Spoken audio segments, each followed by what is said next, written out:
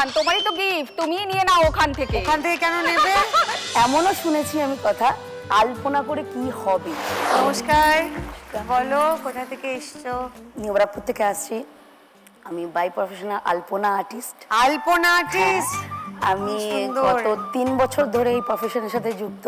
আচ্ছা। আমি জগদ্ধাত্রী পুজোয় চন্দননগরে আলপনা দেওয়া থেকে শুরু করে আমি বাহ! ব্যাকড্রপ, নিচে ফ্লোরে আলপনা বলুন। শুরু করলে কবে?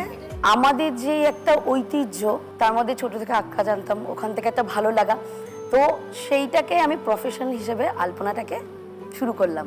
প্রথম চন্দননগরে গিয়ে আমার আলপনা দেওয়া, জগদ্ধাত্রী পুজোতে মানে পুরো চন্দননগরটা আমরাই, আমার গ্রুপে আরো টিম মেম্বার আছে, আমার স্টুডেন্টরা আছে, পুরো চন্দননগর মানে পুরো আমরাই এরিয়াটা ব্লক করে রাখি। বাহ, বাহ। বাগবাজার থেকে শুরু করে যত বড় বড় বারোয়ারি হয় সব জায়গায় আমরা আলপনা দিই, বাহ, সব জায়গায় আমরা অপূর্ব। আলপনা দিই।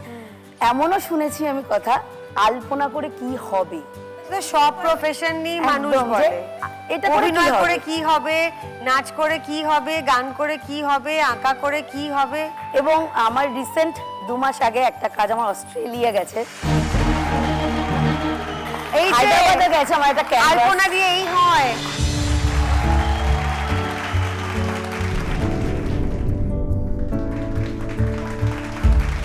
বাবা, জয় জগন্নাথ, দেখেই মনটা একদম খুশি হয়ে গেল। নমস্কার তানিয়া। নমস্কার দিদি। নমস্কার, বলো। আমি বিরাটি থেকে আসছি।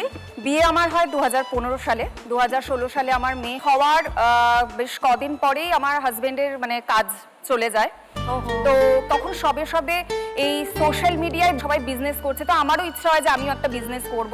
লোকাল মার্কেট থেকে আমি তখন ভাবলাম জুয়েলারি বিজনেস করব। তো জুয়েলারি যখন কিনতে যাই, জুয়েলারি কিনতে গিয়ে আমি প্রায় 5,000 টাকা জুয়েলারি নিয়ে ফেলি।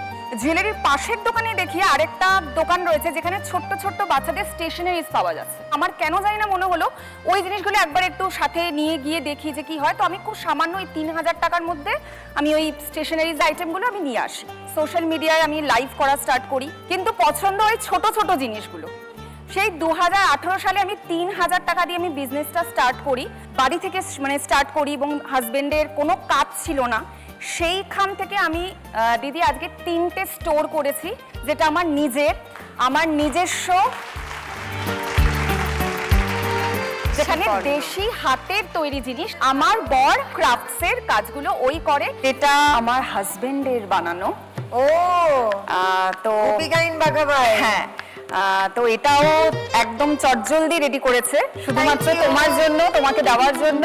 So happy, thank you. Thank you, দিদি। হ্যাঁ হ্যাঁ, একদম। আমার কাছে এখন 5 থেকে 6 জন কাজ করে। বাবা, আমার অনলাইনে তো কাজ হয়ই, অনলাইনের কাজটা পুরোপুরি আমি করি। প্রায় 10 থেকে 15,000 কাস্টমার ডিলিং করি আমি। বাহ, আর বর গিফটস দেয়? না, বর বলে তোমারই দোকান আছে, তোমাদের দোকান থেকে সবাই উপহার হ্যাঁ। কিনে নিয়ে যাচ্ছে। হ্যাঁ, বর বলে আর তোমারই তো দোকান, তোমারই তো গিফট, তুমিই নিয়ে নাও ওখান থেকে। ওখান থেকে কেন নেবে? 5 থেকে 50, 8 থেকে 80 উপহার পেতে আমরা সবাই ভালোবাসি।